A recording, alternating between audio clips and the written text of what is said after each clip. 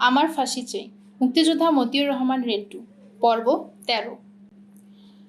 নেতা ও উপদেষ্টাদের সাথে সম্পর্ক। আওয়ামী লীগ সভানেত্রী বঙ্গবন্ধু কন্যা শেখ হাসিনা আওয়ামী লীগের অন্যান্য নেতাদের চাকরতুল্য মনে করেন না। তার কাছে তার বাসার একটা চাকরের যে মূল্য আছে, যে কদর আছে, যে মর্যাদা আছে, আওয়ামী লীগের নেতাদের তাও নেই। আওয়ামী লীগ সভানেত্রী শেখ হাসিনা আওয়ামী লীগ নেতাদের সম্পর্কে প্রকাশ্যেই বলতেন, এরা সব তো ধান্দাবাজি আর চাঁদাবাজির জন্য আমার সাথে আওয়ামী লীগ করে। আওয়ামী লীগের এমন কোনো নেতা নেই যিনি স্বয়ং শেখ হাসিনা এবং তার চাকর বাকর দ্বারা একবার না একবার অপমান অপদস্থ হননি। অবশ্য এক্ষেত্রে বর্তমান বাণিজ্য মন্ত্রী তোফায়েল আহমেদ এবং তার ডাক ও তার মন্ত্রী মোহাম্মদ নাসিম ব্যতিক্রম। এই দুই আওয়ামী লীগ নেতা বরাবরই শেখ হাসিনার সাথে একটা দূরত্ব বজায় রেখে চলতেন, হয়তো অপমান অপদস্থ হওয়ার ভয়েই। কৌশলগত কারণে দূরত্ব বজায় রেখে চলতেন। তোফায়েল আহমেদ সম্পর্কে কথিত আছে যে তিনি আওয়ামী লীগে মার্কিন যুক্তরাষ্ট্রের লবিং করতেন, আর এ কারণেই শেখ হাসিনা তোফায়েল আহমেদকে পারতপক্ষে ঘাটাতে সাহস পেতেন না। তোফায়েল আহমেদ ও দলের রাজনৈতিক কলাকৌশল ইত্যাদি ব্যাপারে শেখ হাসিনার প্রতিপক্ষ কখনোই হতেন না। শেখ হাসিনা যা বলতেন, যা করতেন, তোফায়েল আহমেদ কখনোই তার বাদ সাধতেন না বা বিরোধিতা না করে নীরব নিশ্চুপ থাকতেন। এমনকি রাজনীতিতে শেখ হাসিনা যে অস্ত্র, বোমা, জ্বালাও পোড়াও, খুন খারাপির সৃষ্টি করেছিলেন এবং ঢালাওভাবে যে চাঁদাবাজি শুরু করেছিলেন, এর সবই তোফায়েল আহমেদ জানতেন, কিন্তু কখনোই সরাসরি জড়িত হতেন না। ধরি মাছ নাচুই পানি এমন একটা ভাবে তোফায়েল আহমেদ থাকতেন। সভা সমাবেশের মঞ্চে বসে তোফায়েল আহমেদ গভীরভাবে শেখ হাসিনাকে বলতেন, নেত্রী, আপনার গোলন্দাজ বাহিনী ঠিক আছে তো? শেখ হাসিনা তোফায়েল আহমেদের প্রশ্ন শুনে খুবই কুপুলকিত হতেন এবং গর্ব ও দম্ভের সাথে বলতেন, মিরপুরে ৩,০০০, নারায়ণগঞ্জে ৫,০০০, ফার্মগেটে ২,০০০ ককটেল বোমা ও কাটা রাইফেল রেডি আছে। সারা দেশ একেবারে তামা তামা বানিয়ে দেব। তোফায়েল প্রশ্ন করেন, আর অ্যাকশন বাহিনী? অ্যাকশন বাহিনী মানে মানুষ খুন করার জন্য পেশাদার খুনি। শেখ হাসিনা বলে, সারা ঢাকা শহরেই অ্যাকশন বাহিনী তৈরি আছে, হুকুম দিয়েই লাশ পাওয়া যাবে, নতুন কর্মসূচি দিতে অসুবিধা হবে না। এসব শুনে তোফায়েল আহমেদ বলতেন, হ্যাঁ নেত্রী, সব ঠিকঠাক মতো দেখেন। শেখ হাসিনার সভা সমাবেশ মিছিলে গেলেও দলীয় কার্যালয়ে তেমন একটা যেতেন না। ফলে বাধ্য হয়েই শেখ হাসিনার বাসায় শেখ হাসিনার সাথে দেখা করার জন্য যখন যে নেতাই এসেছেন, সে নেতাই হয় চাকর বাকর দ্বারা, না হয় শেখ হাসিনার পোষা আত্মীয় দ্বারা অপমানিত হয়ে ফেরত গিয়েছেন। এক পর্যায়ে নেতারা শেখ হাসিনার বাসায় আসাই ছেড়ে দিয়েছিল। যে দু একজন নেতা আসতো, তারা মতিউর রহমান রেন্টু অথবা মিসেস মতিউর রহমান রেন্টুকে বিনয়ের সাথে অত্যন্ত ভদ্রভাবে বলতেন, একটু নেত্রীর সাথে দেখা করতে চেয়েছিলাম, দেখা করা কি সম্ভব হবে? আপনি বসুন, দেখছি বলে মতিউর রহমান রেন্টু দোতলায় বঙ্গবন্ধু কন্যা শেখ হাসিনার কাছে আসতো। আওয়ামী লীগ সভানেত্রী শেখ হাসিনা আত্মীয় স্বজন নিয়ে টেলিভিশনের ডিশ অ্যান্টেনা অথবা ভিসিআর এ হিন্দি সিনেমা দেখছেন, সিনেমার সাথে নাচছেন, গাইছেন, হাসি ঠাট্টা করছেন। সভা সমাবেশ মিছিলের কর্মসূচি না থাকলে বঙ্গবন্ধু কন্যা জননেত্রী শেখ হাসিনা সাধারণত আত্মীয়দের নিয়ে হিন্দি সিনেমা দেখেই দিন কাটান।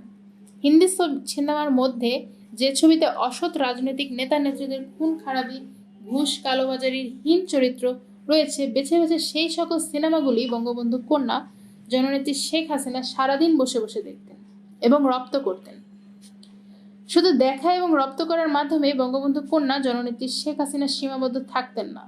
হিন্দি সিনেমার রাজনৈতিক নেতা নেত্রীর চরিত্রে সমাজে খুন খারাপি, ঘুষ সহ যত রকমের খল চরিত্র দেখানো হয়, বঙ্গবন্ধু কন্যা জননেত্রী শেখ হাসিনা তার রপ্ত করে বাংলাদেশ এবং বাংলাদেশের জনগণের ওপর আবার তা অনুশীলন করতেন। আওয়ামী লীগ সভানেত্রীর সাক্ষাৎকার প্রার্থী নেতাকে নিচে বসিয়ে রেখে মতিউর রহমান রেন্টু দোতলায় এসে যখন বলতো, আপনার কেন্দ্রীয় অমুক নেতা আপনার সাথে দেখা করতে চায়, বঙ্গবন্ধু কন্যা শেখ হাসিনা তখন হিন্দি ফিল্ম দেখছেন। যেই কেন্দ্রীয় নেতা দেখা করতে চান শুনলেন, অমনি দূর দূর খেদাও খেদাও বলে উঠতেন। অজ্ঞতা মতিউর রহমান রেন্টু নিচে এসে কেন্দ্রীয় নেতাকে বলতো, লিডার, আপনি বাসায় আছেন না? নেত্রী দরজা বন্ধ করে রেখেছেন। কয়েকবার দরজা টোকা দেওয়ার পরও কোনো সাড়া শব্দ পাওয়া গেল না। আপনি বাসায় আছেন না লিডার? নেত্রী দরজা খুললেই আপনাকে বাসায় ফোন করে দেব, ফোন করার পর আপনি চলে আসবেন। এভাবে কৌশল করে নেতাদের বিদায় করা হতো। নেতারাও বুঝতো যে নেত্রীর কাছে তাদের কোনো মূল্য নেই। নেতারাও বলতো, ঠিক আছে ঠিক আছে, নেত্রী উঠলেই আমাকে ফোন করে দিও, আমি বাসায় আছি। ফোন যে আর যাবে না এটা নেতারাও বুঝতো। বঙ্গবন্ধু কন্যা শেখ হাসিনার পোষ্য আত্মীয় থাকতে কেন নেতারা মতিউর রহমান রেন্টুর কাছে আসতো? কারণ অতীত অভিজ্ঞতা থেকে নেতারা জানতেন পোষ্য আত্মীয়দের কাছে গেলে শুধু নির্ঘাত অপমান অপদস্থ হওয়া ছাড়া অন্য কিছু হওয়া ভাগ্যে নেই। শুধু পোষ্য আত্মীয়রাই নয়, বেতনভুক্ত চাকর বাকরের কাছে গেলেও একই অবস্থা। তাই নেতারা মতিউর রহমান রেন্টুর কাছে আসতেন শুধু এই ভরসায় যে সভানেত্রী শেখ হাসিনার সাথে দেখা করতে না পারলেও অন্তত অপমান অপদস্থ হতে হবে না। নেতাদের এই অপমান অপদস্থ হওয়ার পিছনে বঙ্গবন্ধু কন্যা জননেত্রী শেখ হাসিনার অবদানই সবচেয়ে বেশি। বঙ্গবন্ধু কন্যা জননেত্রী শেখ হাসিনা স্বয়ং নিজে নেতাদের দূর দূর করতেন, অপমান অপদস্থ করতেন বলেই তার পোষ্য আত্মীয় ও চাকর বাকরেরাও তাই করতেন। মতিউর রহমান রেন্টু ও মিসেস মতিউর রহমান রেন্টু ছাড়া বঙ্গবন্ধু কন্যা জননেত্রী শেখ হাসিনার আশেপাশে একজনও ভদ্রলোক ছিল না। চরম অভদ্র এবং নিতান্ত ছোট লোকের সন্তান, ছোট লোক দ্বারা শেখ হাসিনা পরিবেষ্টিত থাকতেন এবং এখনো আছেন। আশ্চর্যের ব্যাপার হচ্ছে, অজস্র ছোট লোকের সন্তান, ছোট লোকদের অভদ্র ছোট লোকী আচার আচরণ সম্পর্কে বঙ্গবন্ধু কন্যা শেখ হাসিনা জানতেন না তা নয়, তিনি সবই জানতেন। শুধু জানতেনই না, জেনে শুনেই এসব অসভ্য অভদ্র ছোট লোকী আচার আচরণকে তিনি রীতিমতো প্রশ্রয় দিতেন। এরা এতই অসভ্য অভদ্র ছোট লোক যে এরা কখনোই মানুষকে সালাম দিত না, বরং কেউ এদের সালাম দিলে এরা সালামও নিত না। আওয়ামী লীগের উপদেষ্টাদের ভাগ্যেও একই আচার আচরণ প্রযোজ্য ছিল। কোনো উপদেষ্টা কখনো বঙ্গবন্ধু কন্যা জননেত্রী শেখ হাসিনার সাথে দেখা করতে গেলে দূর দূর উপদ্রুপ খেদাও বলে তিনি তাদের বিদায় করতেন। কুত্তার জাত।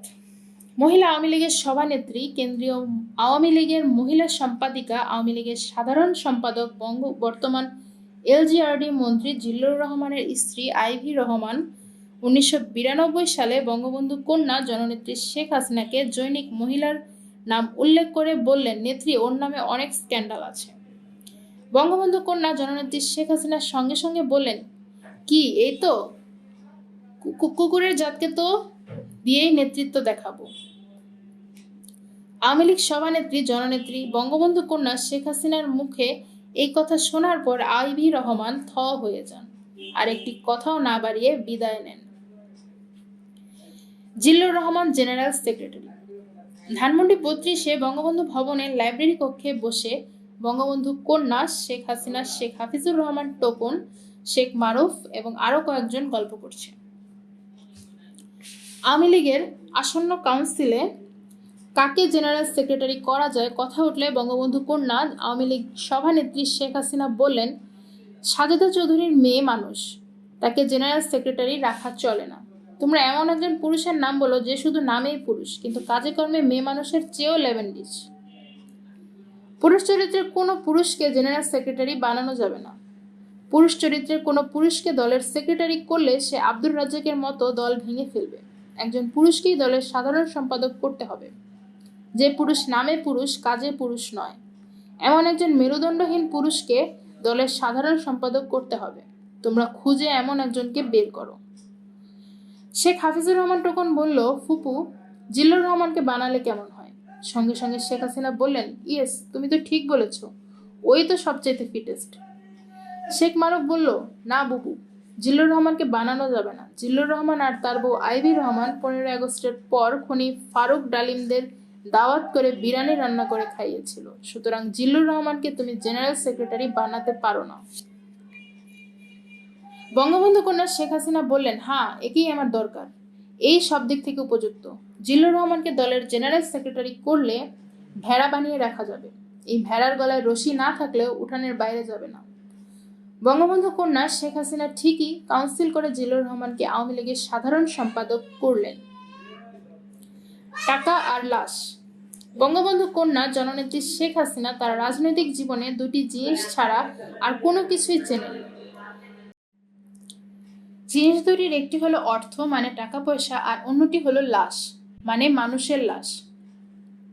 এই দুটি জিনিস ছাড়া তার দলের নেতাকর্মী, শুভানুধ্যায়ী এবং অন্যান্য যারা তার কাছে এসেছেন তাদের কাছে কোনোদিনই তিনি অন্য কোনো কিছুই চাননি। এমনকি 28শে সেপ্টেম্বর তার জন্মদিনে যারা টাকা ছাড়া অন্য কিছু উপহার দিয়ে আসতেন, বঙ্গবন্ধু কন্যা শেখ হাসিনা ভর্ৎসনার সাথে তাদের বলতেন, এগুলি আমি নেই না, আমি ক্যাশ চাই, ক্যাশ। নগদ টাকা ছাড়া অন্য কোনো উপহার আমি গ্রহণ করি না। 1996 সালের 28 সেপ্টেম্বর গণভবনে বসেও তিনি একই কথা বলেছেন। অর্থের দাবি বঙ্গবন্ধু কন্যা জননেত্রী শেখ হাসিনার প্রধান দাবি। আপনি যেই হন না কেন, যেখান থেকে টাকা নিয়ে আসেন না কেন, বঙ্গবন্ধু কন্যা জননেত্রী শেখ হাসিনার কথা হচ্ছে তাকে টাকা দিতে হবে। যদি টাকা না দেন তাহলে তার কাছে মানুষ হিসেবেই গণ্য হবেন না। বঙ্গবন্ধু কন্যা জননেত্রী শেখ হাসিনাকে ডান হাতের টাকা দেবেন, ডান হাতের টাকা বা হাতে নেওয়ার সঙ্গে সঙ্গে তিনি আপনার কথা বেমালুম ভুলে গিয়ে টাকার জন্য নতুন মক্কেলের দিকে হাত বাড়িয়ে দেবেন। এমনভাবে তিনি টাকা নেবেন যেন তার পিতা শেখ মুজিবুর রহমান আপনার কাছে টাকা রেখেছিলেন। তিনি শেখ হাসিনা পিতার উত্তরাধিকারী হিসেবে পিতার টাকাই আপনার কাছ থেকে নিচ্ছেন। টাকা চাই, টাকা চাই, টাকা দিতেই হবে। চুরি করে টাকা এনেছেন, তাও দিতে হবে। কালোবাজারি বা পাচার করে টাকা এনেছেন, তাও দিতে হবে। মানুষ খুন করে টাকা এনেছেন, তাও দিতে হবে।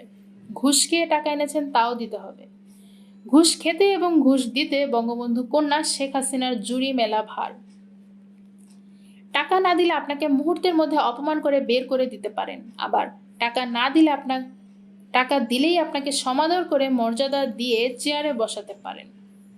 একদিন ধানমন্ডি 32-এ বঙ্গবন্ধু ভবনের লাইব্রেরি কক্ষে বসে আছেন বঙ্গবন্ধু কন্যা জননেত্রী শেখ হাসিনা এবং তার চাচাতো ভাই শেখ হেলাল।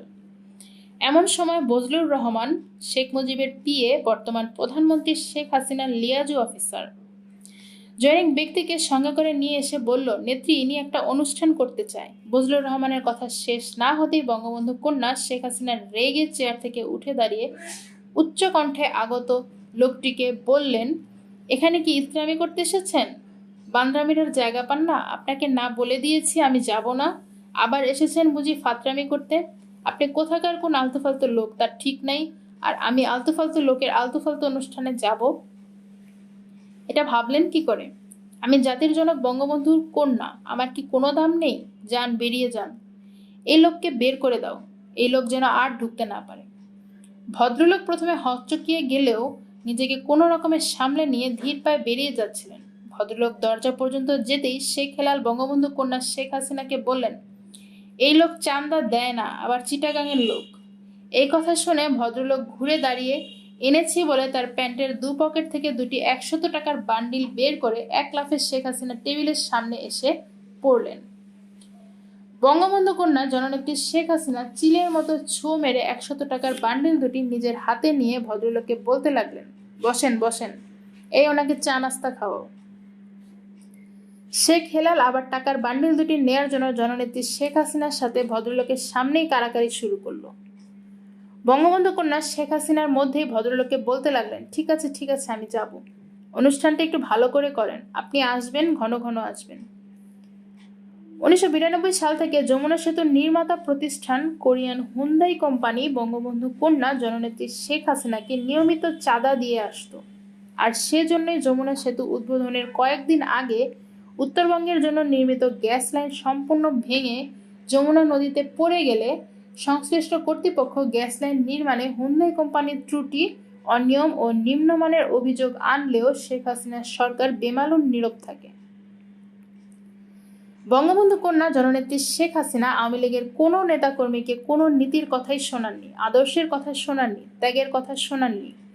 যেই তার কাছে গিয়েছে তাকে তিনি কারণে অকারণে শুধু বলতেন, আমি নির্দেশ দিলাম, মেরে লাশ ফেলে দাও, আমি লাশ চাই। আওয়ামী লীগের বর্তমান মন্ত্রীরা অনেকেই বলতেন, বঙ্গবন্ধু কন্যা সভানেত্রী শেখ হাসিনা তো টাকা আর লাশ ছাড়া কিছুই বোঝে না, আর কত টাকা দেব, আর কত লাশ দেব, অবক্ষয় অবক্ষয়।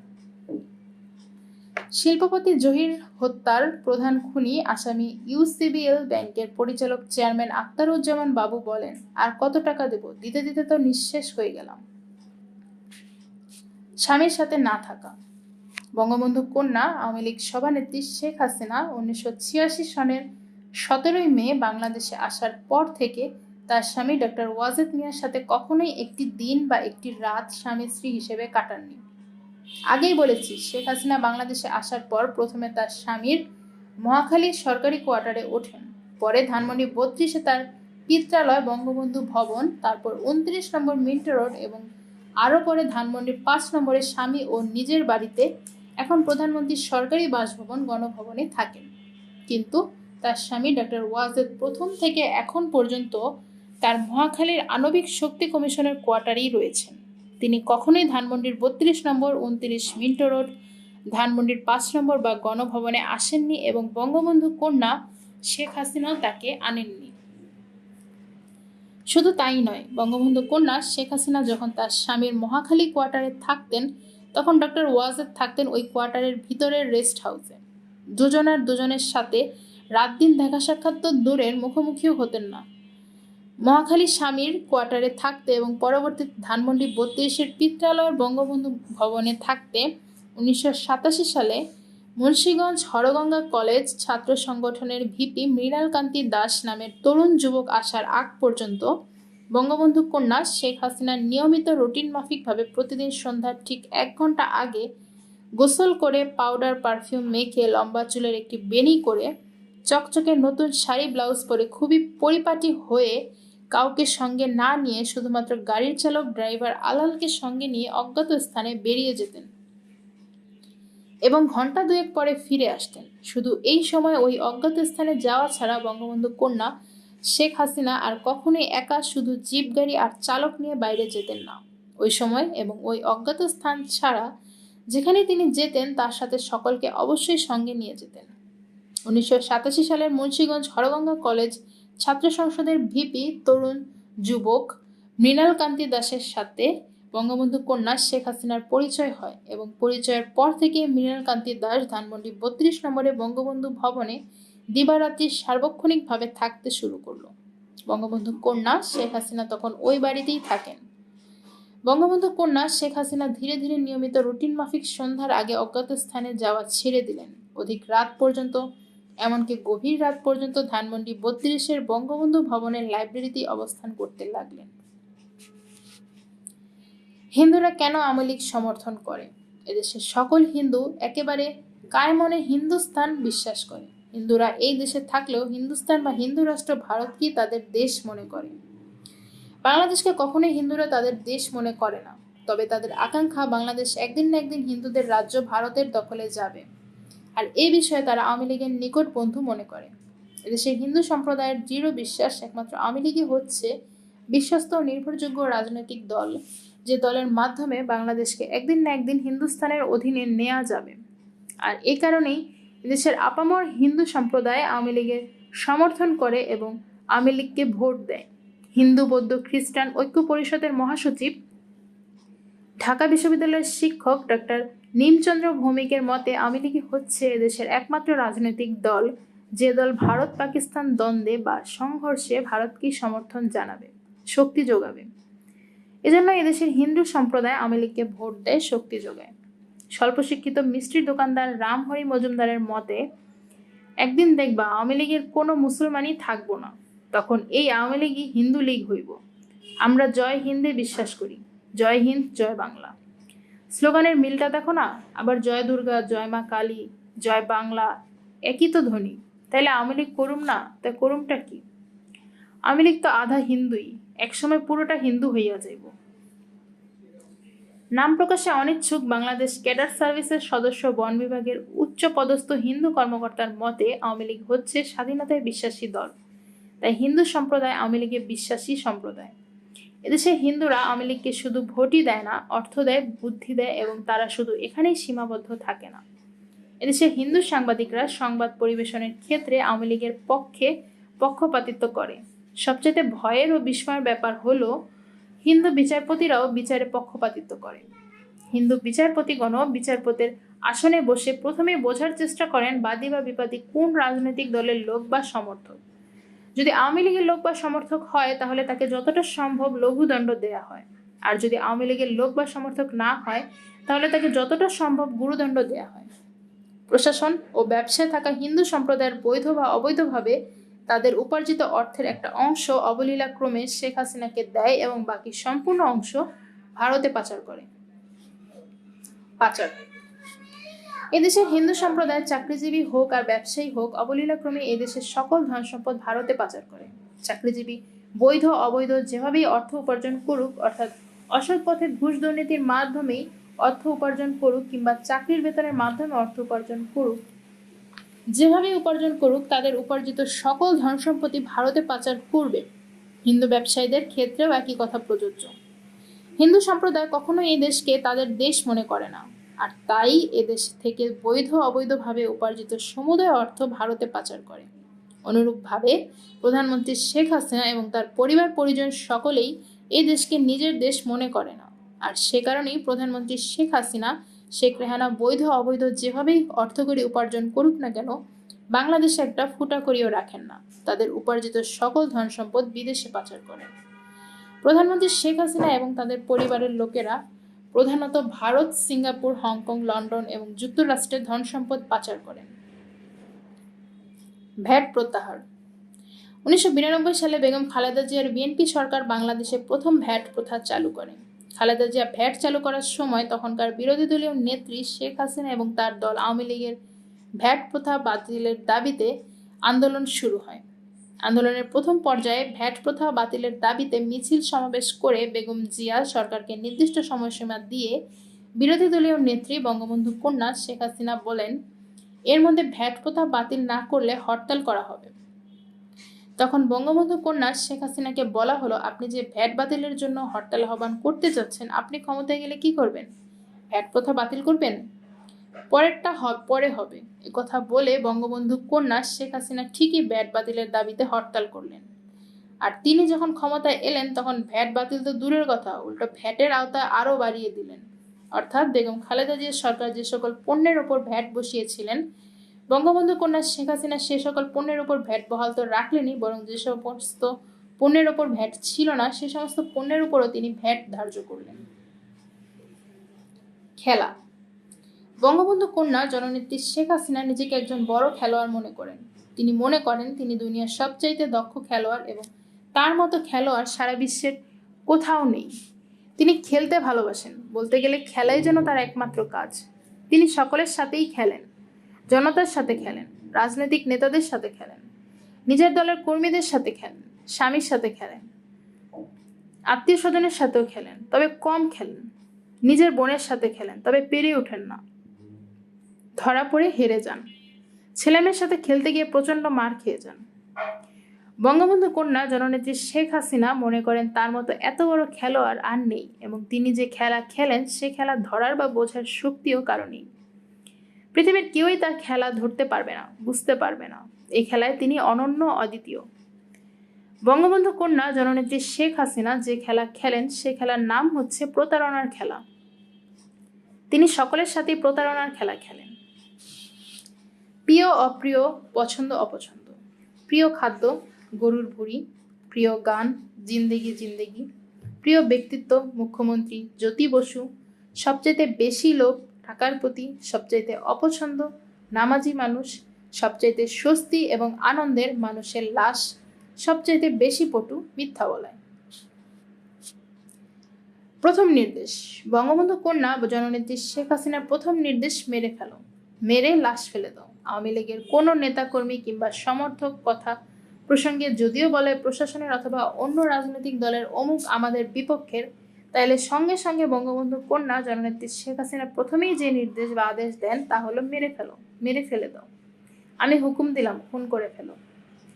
যদি কোনো কারণে উক্ত ব্যক্তিকে হত্যা করা না যায় তাহলে বলবেন ঘুষ দাও, টাকা দাও, টাকা দিয়ে ওকে আমাদের পক্ষে নিয়ে আসো। 1995 সালে মাওয়া রোড দিয়ে টুঙ্গিপাড়া যাওয়ার সময় ফেরিতে 30-40 বছর আগে দেশ থেকে যুক্তরাজ্যে চলে যাওয়া যুক্তরাজ্যের নাগরিক শেখ হাসিনা সরকার কর্তৃক নিয়োগকৃত শিল্প ঋণ সংস্থার পরিচালক প্রফেসর আবুল কাশেম আর তার নিজ থানা নবাবগঞ্জ সম্পর্কে বললেন, নবাবগঞ্জে আওয়ামী লীগের প্রার্থী দেয়া না দেয়া সমান কথা। নবাবগঞ্জের মানুষ আওয়ামী লীগকে পছন্দ করে না, ভোটও দেয় না।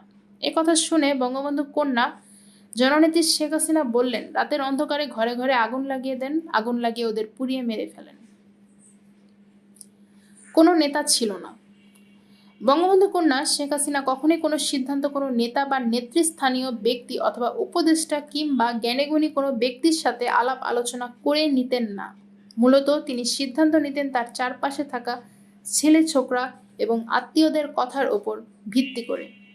এমনকি বঙ্গবন্ধু কন্যা কোনো পদযাত্রা, মিছিলে ইত্যাদিতে যখন অংশ নেন তখন কোনো নেতা বা নেতৃস্থানীয় কোনো ব্যক্তি তার সাথে কখনোই থাকতেন না।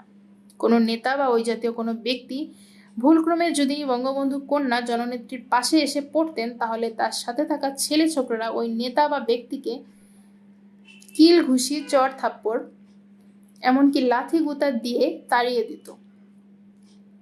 বঙ্গবন্ধু কন্যা জননেত্রী শেখ হাসিনা এসব বুঝতেন না বা দেখতে না তা নয়, তিনি সবই আর চোখে দেখতেন, মজা নিতেন আর খিলখিল করে হাসতেন। মূলত বঙ্গবন্ধু কন্যা জননেত্রী শেখ হাসিনার ইন্ধন ও আশকারার ফলেই তার সাথে থাকা ছেলে ছোকরারা নেতাদের সাথে ওই রকম চরম বেয়াদবির আচার আচরণ করতে সাহস পেত। চিন্তা ভাবনা ছাড়াই বলা, কোনো কথাবার্তা বা ঘোষণা দেওয়ার ব্যাপারেও কারোর সাথে কখনোই কোনো আলোচনা করা তো দূরের কথা, নিজেও কোনো চিন্তা ভাবনা না করেই বঙ্গবন্ধু কন্যা জননেত্রী শেখ হাসিনা মুখে যাই আসে তাই বলে ফেলেন বা তাই ঘোষণা দিয়ে দেন। আওয়ামী লীগ নেতারা এবং শুভানুধ্যায়ীরা সবসময় তটস্থ থাকেন। এই বুঝি বঙ্গবন্ধু কন্যা জননেত্রী শেখ হাসিনা বেফাস কিছু বলে ফেলেন। 1997 সালের 10 জানুয়ারি রমনা বটমূলে ছাত্রলীগের প্রতিষ্ঠা বার্ষিকীতে বক্তৃতা করার সময় বঙ্গবন্ধু কন্যা জননেত্রী শেখ হাসিনা দেশের প্রধানমন্ত্রী হিসেবে তার মন্ত্রিসভার মন্ত্রী তোফায়েল আহমেদকে হাত তুলে দেখিয়ে হঠাৎ বলে উঠলেন, ওই যে তোফায়েল ভাইয়েরা 1973 সালে বাংলাদেশ ক্যাডার সার্ভিসে অযোগ্য লোকদের চাকরি দিয়েছিল। তার এই কথায় দাঁড়ালো তিনি বর্তমান প্রধানমন্ত্রী হিসেবে বলছেন বা ঘোষণা করছেন বর্তমানে তারই মন্ত্রী তোফায়েল আহমেদ সাবেক প্রধানমন্ত্রী তারই পিতা শেখ মুজিবুর রহমানের আমলে 1973 সালে বাংলাদেশের প্রথম ক্যাডার বিসিএস সার্ভিসে অযোগ্য লোকদের চাকরি বা নিয়োগ দিয়েছেন। প্রধানমন্ত্রী রাষ্ট্রীয় নির্বাহী হিসেবে এই কথা প্রকাশ্যে বলার পর তার পরদিন সমস্ত পত্রপত্রিকায় এই সংবাদ ছাপা হয়েছে। বাংলাদেশ ক্যাডার সার্ভিস বিসিএস 73 সালে 1973-এর সকল অযোগ্যতার অভিযোগে চাকরি যাওয়া উচিত এবং রাষ্ট্রের তৎকালীন প্রধান নির্বাহী বা তৎকালীন প্রধানমন্ত্রী শেখ মুজিবুর রহমানের অযোগ্য লোককে চাকরি দেওয়ার অভিযোগে বিচার হওয়া উচিত, নইলে বর্তমান প্রধানমন্ত্রী শেখ হাসিনার বিরুদ্ধে মানহানির মামলা হওয়া উচিত। রাজা বাদশাহ রাষ্ট্রপতি প্রধানমন্ত্রী। আওয়ামী লীগের জুনিয়র সারির নেতারা একদিন বঙ্গবন্ধু কন্যা জননেত্রী শেখ হাসিনার পুত্র জয়কে বলছে, আমরা আছি, আপনি যখন প্রধানমন্ত্রী হবেন তখন আপনার সাথে আমরা আছি। জয় বলছে, প্রধানমন্ত্রী রাষ্ট্রপতি মানুষের কাছে ভোট ভিক্ষা করে আমি কোনোদিন রাষ্ট্রপতি বা প্রধানমন্ত্রী হব না। যদি রাজা বানান তাহলে আছি, নইলে নাই। বঙ্গবন্ধু কন্যা জননেত্রী শেখ হাসিনা সঙ্গে সঙ্গে বললেন, বাবা আমরা তো রাজাই, আগামীতে তো তুমিই রাজা হবা। তোমার নানা তো এদেশের রাজাই ছিলেন, তোমার নানাই তো এই দেশ সৃষ্টি করেছে, এই দেশের মালিক ছিল। চাকর বাকররা ষড়যন্ত্র করে তোমার নানাকে মেরে সিংহাসন দখল করেছে। আলীবর্দী খাঁ যেমন বাংলার নবাব ছিলেন, তারপরে তার নাতি সিরাজউদ্দৌলা নবাব হয়েছিল, তোমার নানা শেখ মুজিবুর রহমানও বাংলাদেশের রাজা ছিলেন। আগামীতে তুমি বাংলাদেশের রাজা হবে। রাজা বাদশাদের আধুনিক নামই রাষ্ট্রপতি প্রধানমন্ত্রী। ওয়াদা। বঙ্গবন্ধু কন্যা জননেত্রী শেখ হাসিনা নির্বাচনের আগে মূলত এবং প্রধানত 3টি ওয়াদা করেছিলেন। এই 3টি গুরুত্বপূর্ণ ওয়াদার প্রথমটি হচ্ছে রেডিও টেলিভিশনের স্বায়ত্তশাসন, দ্বিতীয়টা হচ্ছে বিশেষ ক্ষমতা আইন 1974-এ, যে আইন বিচারে যে কাউকে কারাগারে আটক রাখা যায় বাতিল করবেন, এবং তৃতীয়টি হচ্ছে বিচার বিভাগকে প্রশাসন থেকে আলাদা বা পৃথক করবেন। এই 3টি ওয়াদার প্রথমটি টেলিভিশন ও রেডিওর স্বায়ত্তশাসন, মাশাআল্লাহ, এটা বলার বা লেখার কোনোই প্রয়োজন পড়ে না। এরশাদের আমলে বঙ্গবন্ধু কন্যা জননেত্রী শেখ হাসিনা লক্ষ লক্ষ বার টেলিভিশনকে বলেছেন সাহেব বিবি গোলামের বাক্স। বেগম খালেদা জিয়ার আমলে বিরতিহীন ও লাগামহীনভাবে এমন কোনো অনুষ্ঠান নেই যেখানে টেলিভিশনের কথা তিনি বিবি গোলামের বাক্স বলেননি। এখন সেই বঙ্গবন্ধু কন্যা জননেত্রী শেখ হাসিনা ক্ষমতায় এসে প্রধানমন্ত্রী হয়ে তার ওয়াদা এমনভাবে পূরণ করেছেন যে মানুষ এখন বলে বাপ বেটির বাক্স। আর দ্বিতীয় ওয়াদা বিশেষ আইন 1974, প্রধানমন্ত্রী শেখ হাসিনা বিনা বিচারে মানুষকে কারাগারে রাখার এই কালো আইনটি বাতিল করবেন কিভাবে, কোন যুক্তিতে? এই যে তার পিতা শেখ মুজিবের তৈরি করা কালো আইন। এই বিশেষ ক্ষমতা আইনে প্রধানমন্ত্রী শেখ হাসিনার পিতা সাবেক প্রধানমন্ত্রী শেখ মুজিবুর রহমান মুক্তিযোদ্ধা সহ দেশের হাজার হাজার নিরীহ নিরপরাধ মানুষকে বিনা বিচারে কারাগারে আটকে রেখেছিল।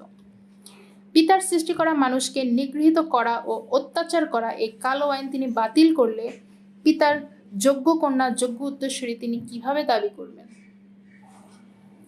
তাই তিনি ক্ষমতায় গিয়েই বললেন, বিশেষ ক্ষমতা আইন 1974 সে তো বাতিল করার প্রশ্নই আসে না। এটা তো যোগ্য পিতার যোগ্য কন্যা, যোগ্য উত্তরসূরি, বাপকা বেটি। এই কালো আইনটি শুধু পুরোপুরি বহালই রাখলেন না, এর কার্যকারিতাও প্রয়োগ করতে লাগলেন। কালো আইনের এই প্রয়োগ করতে গিয়ে বিরোধী দলের 4 নেতাকে বিনা কারণে বিনা বিচারে কারাগারে আটক রাখলে মহামান্য আদালত প্রধানমন্ত্রী শেখ হাসিনা সরকারকে শাস্তিস্বরূপ অর্থদণ্ড দেয়। এরপরও প্রধানমন্ত্রী শেখ হাসিনার ওয়াদার কথা তো মনে হয়নি, লজ্জাও হয়নি। হাজার হলেও বাবার তৈরি করে এবং রেখে যাওয়া, তাই কালো আইনটি বহালই রেখেছেন। এবং তৃতীয় ওয়াদা, বিচার বিভাগকে প্রশাসন থেকে আলাদা বা পৃথক করা, এ নিয়ে তিনি ভুলেও টু শব্দ করছেন না, বেমালুম চেপে যাচ্ছেন। চাচি ভাতিজির কাণ্ড।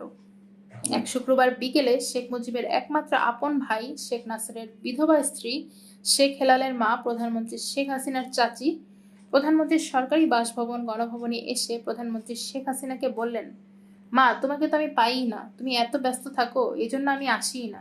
খাটতে খাটতে তুমি একদম কাহিল হয়ে গেলে। এক কাম করো মা, সপ্তাহে 2 দিন ছুটি দিয়ে দাও, কর্মচারীরাও খুশি হবে না, আমরাও তোমারে পাবো না। আপনি ঠিকই তো কইছেন চাচি। একথা বলে প্রধানমন্ত্রী শেখ হাসিনা তার পরের দিনই সপ্তাহে 2 দিন ছুটি ঘোষণা করলেন। চারদিকে এবং পত্রপত্রিকায় সপ্তাহে 2 দিন ছুটি ঘোষণা নিয়ে আলোচনা সমালোচনার ঝড় উঠল। পত্রপত্রিকায় আলোচনা সমালোচনার চাইতে বেশি গুরুত্ব সহকারে বিস্ময়ের সাথে যা বলা হলো তা হলো, সরকারের নীতি নির্ধারকরা সপ্তাহে 2 দিন ছুটির ব্যাপারে কিছুই জানেন না। এমনকি মন্ত্রিসভার সদস্যরাও 2 দিন ছুটির ব্যাপারে কিছুই জানেন না এবং সপ্তাহে 2 দিন ছুটির দাবিও কেউ করেনি। তাহলে কার সাথে আলোচনা করে পরামর্শ করে সপ্তাহে 2 দিন ছুটি দেওয়া হলো? এই নিয়ে পত্রপত্রিকায় অনেক দিন পর্যন্ত হইচই চলল। প্রশ্নই থেকে গেল, উত্তর মিলল না। কেউ জানতে পারলো না, বুঝতে পারলো না, আবিষ্কার করতে পারলো না এই যে চাচি ভাতিজির কাণ্ড। Yes madam, correct madam. Yes madam, correct madam. প্রশাসনের কাছে কাজ শুধু মন্ত্রী প্রধানমন্ত্রীদের খুশি করা, বিশেষত প্রধানমন্ত্রীকে, বা যদি রাষ্ট্রপতি প্রধান নির্বাহী হন তাহলে রাষ্ট্রপতিকে খুশি করা। বাড়ির চাকর বা বাবুর্চিকে যদি মনিব কিছু হুকুম করেন তাহলে চাকর বা বাবুর্চিও মনিবকে তার হুকুমের ভালো মন্দ কিছু বলবে। কিন্তু প্রধানমন্ত্রী নির্দেশ করলে সরকারের কর্মকর্তারা কখনোই নির্দেশের ভালো মন্দ সম্পর্কে প্রধানমন্ত্রীকে কিছুই বলবে না। মনিব যদি বাবুর্চিকে সকাল 10টা-11টায় বাইরের কাজের হুকুম করেন তাহলে বাবুর্চি মনিবকে বলবে, আমি এখন বাইরে গেলে রান্নার ক্ষতি হবে, আপনার খাওয়ার অসুবিধা হবে। কিন্তু প্রধানমন্ত্রী যে আদেশ দেন সরকারি কর্মকর্তারা সে আদেশ মতেই কাজ করে যান। প্রধানমন্ত্রী, মুখ্য সচিব, সচিব এবং অন্যান্য কর্মকর্তাদের প্রধানত কাজ হচ্ছে ভোরে ঘুম থেকে উঠে পকেটে কাগজ ও কলম নিয়ে প্রধানমন্ত্রী শেখ হাসিনার বাসভবনে হাজির হওয়া এবং প্রধানমন্ত্রী ঘুম থেকে উঠে যখন যা বলবেন তা পকেটের কাগজে লেখা ও সেই মতো কাজ করে যাওয়া। এই কাজের ভালো মন্দ সম্পর্কে তারা কখনোই কোনো অভিমত দেন না, শুধু বলেন yes madam, correct madam, right madam. প্রধানমন্ত্রীর আদেশ নির্দেশের মধ্যে সরকারি কর্মকর্তারা ভালো ছাড়া কখনোই মন্দ কিছু দেখেন না। এক্ষেত্রে কর্মকর্তাদের অভিমত হলো, ভালো মন্দের দায়ভার তো আমাদের না, আমরা সরকারি কর্মচারী, সরকার যা বলবেন বা যে নির্দেশ করবেন আমরা তাই করব, ভালো মন্দের দায় দায়িত্ব সরকারের। মার্শাল ল সরকার আসুক আর জনগণ কর্তৃক নির্বাচিত সরকারই আসুক, যখন যে সরকার আসবে আমরা সরকারি কর্মকর্তা হিসেবে সেই সরকারের হুকুম হাকাম পালন করব। এই আমাদের কাজ। ভালো মন্দ কাজের হিসাব নিকাশ করার দায়িত্ব সরকারের এবং যারা সরকার নির্বাচিত করেছে তাদের। সরকারি কর্মকর্তা কর্মচারী হিসেবে আমাদের একমাত্র কাজ সরকারকে খুশি করা। সরকারকে মানে প্রধানমন্ত্রীকে যত খুশি করতে পারবো আমরাই তত সফল হতে পারবো। কাকে প্রথম সৎ হতে হবে? কাকে প্রথম সৎ হতে হবে? আমাদের দেশের যে করুণ অবস্থা, এই অবস্থায় কার প্রথম সৎ হওয়া প্রয়োজন বা কাকে প্রথম সৎ করা প্রয়োজন? সারা দেশের সমস্ত প্রশাসনের রন্ধে রন্ধে অসৎ ব্যক্তিদের যে অসততা, এই অসততার হাত থেকে মুক্তি পেতে হলে, দেশকে বাঁচাতে হলে প্রশাসনের কোনো ব্যক্তিকে প্রথমে সৎ হতে হবে। এরকম একটা চিন্তা, একটা ভাবনা এবং অনুসন্ধান দীর্ঘদিন ধরে মাথায় ঘুরপাক খাচ্ছিল, কিন্তু এই চিন্তা ভাবনা এবং অনুসন্ধানের একটা ফল পাওয়া যাচ্ছিল না, আবার মাথা থেকে এটা ফেলেও দেওয়া যাচ্ছিল না। দেশের এই অহীনকুল অবস্থায় প্রশাসনের কাকে প্রথম সৎ হওয়া উচিত, কে প্রথম সৎ হলে প্রশাসনের অসৎ ব্যক্তিরা নিয়ন্ত্রণে আসবে, মাথায় এই ভাবনাটা দূর না হতেই 1998 সালের জুলাই মাসে বাংলাদেশ বন বিভাগের কক্সবাজার রেস্ট হাউসে বন বিভাগের ডিএফও দের এক বৈঠক বসল। প্রায় 20-25 জন ডিএফও বৈঠকে উপস্থিত হলেন। বৈঠকের আলোচ্য বিষয় হলো সরকার কর্তৃক নতুন CCF chief conservator of forest বা প্রধান বন সংরক্ষক নিয়োগ দান প্রসঙ্গ। ডিএফওদের বৈঠকে আলোচনা হলো নতুন সিসিএফ প্রার্থী 5 জন। এই 5 জনের মধ্যে বর্তমান যিনি সিসিএফ আছেন তিনি চাকরির মেয়াদ বাড়িয়ে সিসিএফ পদে আরও থাকতে চান এবং বাকি 4 জন CF conservator of forest CCF হতে চান। এই 5 জন সিসিএফ প্রার্থী আলাদা আলাদা ভাবে ডিএফদের কাছে ঘুষ বা মোটা অঙ্কের চাঁদা চাচ্ছেন। ডিওএফদের কাছ থেকে এই মোটা অঙ্কের টাকা নিয়ে সিসিএফ প্রার্থীরা নিজস্ব ব্যবস্থাপনা বা নিজস্ব চ্যানেলে সিসিএফ হওয়ার জন্য বনমন্ত্রীকে ঘুষ দেবেন এবং যেহেতু সিসিএফ একটা গুরুত্বপূর্ণ পদ তাই এই পদে কাউকে নিয়োগ দেওয়ার আগে প্রধানমন্ত্রীর একটা সম্মতি বনমন্ত্রীকে নিতেই হবে। আর তাই সিসিএফ প্রার্থীদের কাছ থেকে নেওয়া ঘুষের টাকা থেকে একটা বড় অংশ প্রধানমন্ত্রীকে বনমন্ত্রীর দিতে হবে, নইলে সিসিএফ পদে নিয়োগ দেওয়া হবে না। বনমন্ত্রী ও প্রধানমন্ত্রীকে ঘুষ দেওয়ার এই প্রতিযোগিতায় যে প্রার্থী সর্বোচ্চ টাকা দেবেন তিনি সিসিএফ হবেন। এজন্যই সিসিএফ প্রার্থীরা ডিএফওদের কাছ থেকে মোটা অঙ্কের টাকা দাবি করেছে। ডিএফওদের আলোচ্য বিষয় হলো আমরা যে সিসিএফ প্রার্থীকে টাকা দেব তিনি সিসিএফ না হয়ে যে প্রার্থীকে টাকা দেব না যদি সেই প্রার্থী সিসিএফ হয়ে যায় তাহলে তো আমাদের বদলি করে হেডকোয়ার্টারে নিয়ে কর্মহীন করে রাখা হবে। ডিএফও হিসেবে ফিল্ডে থেকে দেদারসে যে টাকা কামাচ্ছি তা বন্ধ হয়ে যাবে। তাই সর্বসম্মতিক্রমে ডিএফও গণ সিদ্ধান্ত নিল যে সকল সিসিএফ প্রার্থীকে সমান টাকা দেয়া হবে এবং দেয়া হলোও তাই। যিনি নতুন সিসিএফ হয়েছেন আব্দুস সাত্তার তিনি মন্ত্রী এবং প্রধানমন্ত্রীর টাকা একত্র করে বনমন্ত্রীর কাছে না দিয়ে আলাদাভাবে ভিন্ন ভিন্ন করে দিয়েছেন। নতুন সিসিএফ জনাব আব্দুস সাত্তার প্রধানমন্ত্রীর অংশ বনমন্ত্রীর হাতে না দিয়ে সোজা চলে গেলেন ঢাকার বেলি রোডের টাঙ্গাইল মিষ্টি ঘরের ঠিক সাথে লাগোয়া পিছনে 3য় তলা বিল্ডিংয়ের 12 নম্বর নিউ বেলি রোডে, যেখানে প্রধানমন্ত্রী শেখ হাসিনার ক্যাশিয়ার কাম ছোট বোন শেখ রেহানার অর্ধবিকলাঙ্গ স্বামী শফিক সিদ্দিকী ঢাক ঢোল পিটিয়ে তদবির কারক চেম্বার খুলেছেন। সেখানে গিয়ে শফিক সিদ্দিকীকে না পেয়ে সিসিএফ প্রার্থী আব্দুস সাত্তার গেলেন শেখ হাসিনা ও শেখ রেহানার মালিকাধীন বিজয়নগরের সুং গার্ডেন চাইনিজ রেস্টুরেন্টে।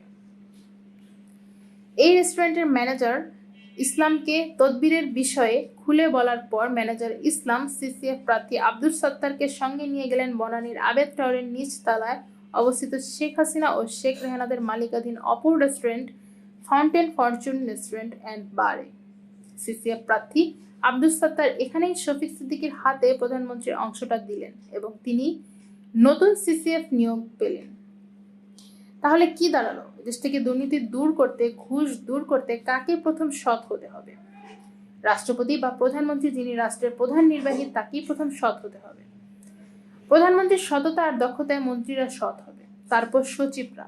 এভাবে আস্তে ধীরে গোটা দেশকে ন্যায় ও সততার কাজে শাসন কায়েম করতে হবে। এই চিন্তার সাথে দ্বিমত পোষণ করে doctor Naznin Begum Fancy MBBS MOG OPD Dhaka medical college হাসপাতাল ঢাকা এবং তার স্বামী doctor Rahmatul Bari Lablu MBBS SEM ও এনআই সিডিডি শেরেবাংলা নগর ঢাকা বলেছেন সর্বপ্রথম জনগণকে সৎ হতে হবে। জনগণ কোনো অবস্থাতেই যেন অসৎ ব্যক্তিদের নেতা বা প্রতিনিধি হিসেবে নির্বাচিত না করে। নির্বাচিত করার আগে দলের দিকে না তাকিয়ে ব্যক্তির সততার দিকে গভীরভাবে লক্ষ্য রেখে যেন ভোট দেয় এবং জনপ্রতিনিধি নির্বাচিত করে।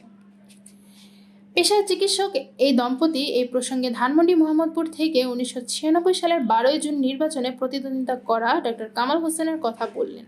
চিকিৎসক দম্পতি অত্যন্ত আক্ষেপের সাথে বললেন তারা ধানমন্ডি নির্বাচনী এলাকার ভোটার, নির্বাচনের সময় তারা ঢাকার বাইরে ছিলেন। ডক্টর কামাল হোসেনের মতো একজন সৎ ও শিক্ষিত লোক নির্বাচনে দাঁড়িয়েছেন বলে তারা অত্যন্ত তাড়াহুড়া ও কষ্ট করে ঢাকায় এসে ডক্টর কামাল হোসেনকে ভোট দেন, কিন্তু ভোট গণনায় দেখা গেল ডক্টর কামাল হোসেন শোচনীয়ভাবে পরাজিত হয়েছেন। অথচ ধানমন্ডি মোহাম্মদপুর এলাকার প্রায় সকল ভোটারই শিক্ষিত।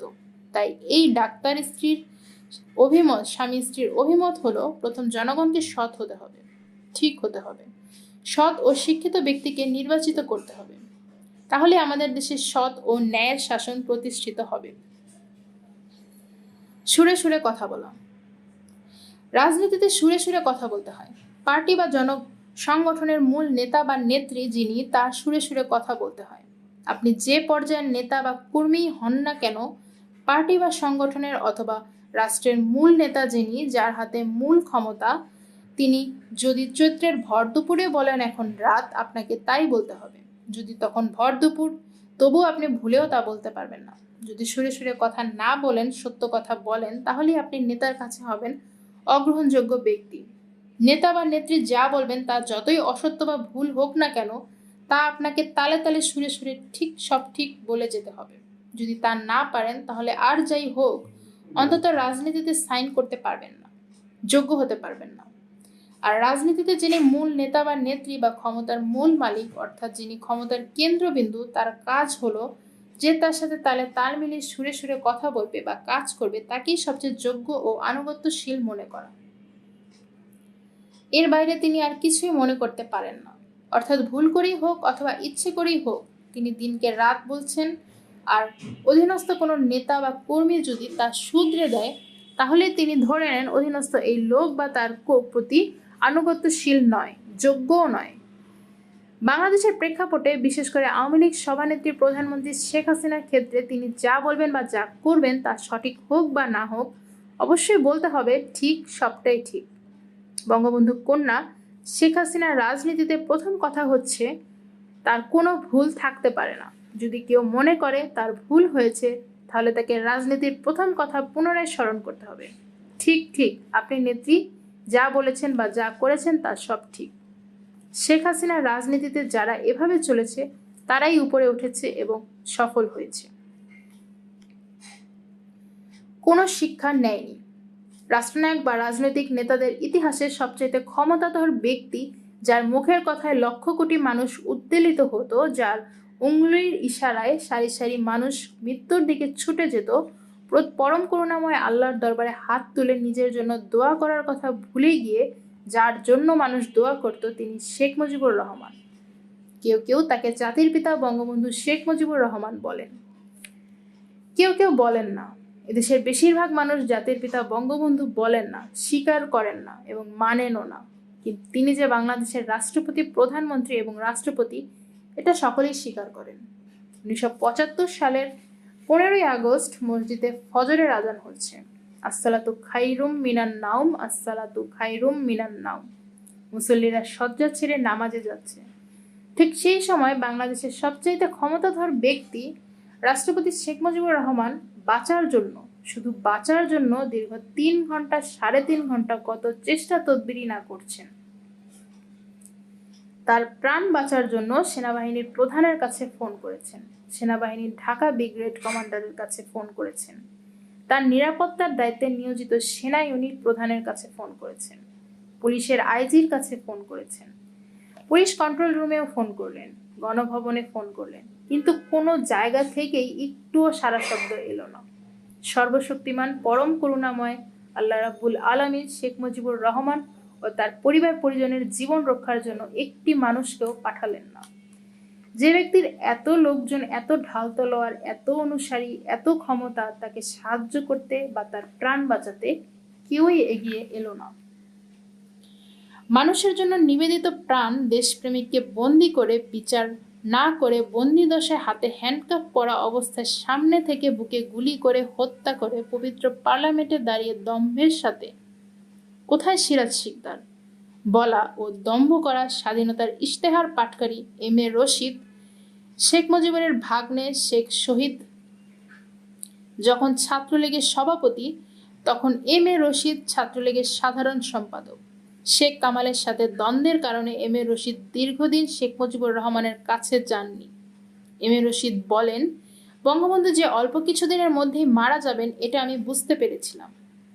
শেখ মনি ভাইয়ের অনুরোধে 1975-এর জুলাই আগস্টে আমি যখন গণভবনে বঙ্গবন্ধুর সাথে দেখা করতে যাই, আমাকে দেখেই বঙ্গবন্ধু বলে উঠলেন, পৃথিবীতে এমন কেউ আছে যে আমার দরবারে হাজির হবে না, বলে অট্টহাসি দিলেন। সেই বলা আর হাসিতে ছিল ভয়ানক অহংকার, প্রচন্ড গরিমা। তখনই আমার মন বলে উঠল, বঙ্গবন্ধু আর বেশি দিন পৃথিবীতে নেই।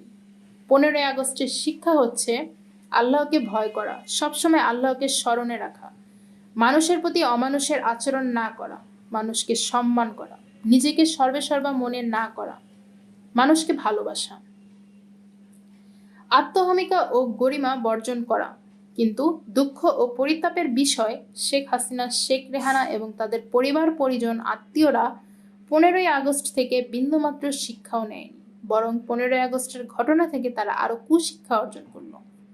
তারা মানুষকে চুল পরিমাণও ভালোবাসে না, মানুষকে অপমান অপদস্থ করে প্রচন্ড আনন্দ বোধ করে। কার কত টাকা? প্রধানমন্ত্রী শেখ হাসিনা এবং তার ছোট বোন শেখ রেহানার এখন একই অ্যাকাউন্ট, একই হিসেব। দুই বোনের মধ্যে অনেক ঝগড়াঝাটির পর দুজনে মিলে একটি অ্যাকাউন্ট হওয়ার বিনিময়ে আপোষ হয়েছে। এই দুই বোনের বর্তমান আমেরিকায় 3টি ডিপার্টমেন্টাল স্টোর রয়েছে। এর একটি চালায় প্রধানমন্ত্রী শেখ হাসিনার মেয়ে পুতুল ও তার স্বামী, অপরটি চালায় প্রধানমন্ত্রী শেখ হাসিনার ছেলে জয় এবং তৃতীয়টি চালায় প্রধানমন্ত্রীর ছোট বোন শেখ রেহানার ছেলে ববি। এছাড়া এই দুই বোনের বিভিন্ন দেশে প্রায় 3 থেকে 4 হাজার কোটি টাকার নগদ রয়েছে। প্রধানমন্ত্রীর চাচাতো ভাই শেখ হেলাল এমপি প্রায় 1000 কোটি টাকার উপরে মালিক। প্রধানমন্ত্রীর চাচাতো বোন লুনা এবং মিনা শত শত কোটি টাকার মালিক। প্রধানমন্ত্রীর অপর চাচাতো ভাই রুবেল ও তার অন্যান্য ভাইয়েরা শত কোটি টাকার মালিক হয়েছে। প্রধানমন্ত্রীর চাচাতো চাচা শেখ হাফিজুর রহমান টোকন প্রায় 500 কোটি টাকার মালিক। প্রধানমন্ত্রীর বাবার ফুফাতো ভাইয়ের ছেলে প্রধানমন্ত্রীর এপিএস বাহাউদ্দিন নাসিম এবং তার চাচাতো ভাই প্রধানমন্ত্রীর চিফ সিকিউরিটি নজিব আহমেদ নজিব ও তার ভাইয়েরা মিলে বর্তমানে কয়েক হাজার কোটি টাকার মালিক হয়েছে। প্রধানমন্ত্রী শেখ হাসিনার নিকট এবং দূরসম্পর্কীয় আত্মীয়দের মধ্যে এমন কেউ নেই যিনি বর্তমান শত কোটি টাকার মালিক হননি।